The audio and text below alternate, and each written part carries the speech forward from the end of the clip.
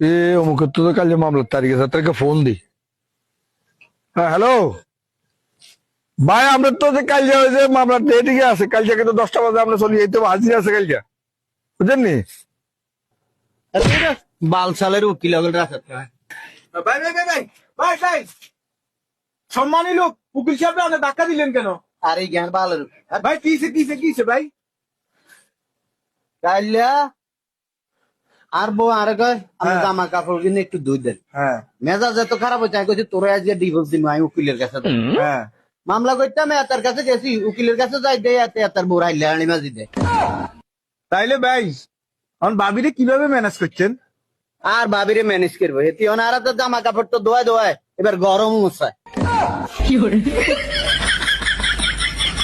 তো বন্ধুরা, ভিডিওটি কেমন লেগেছে?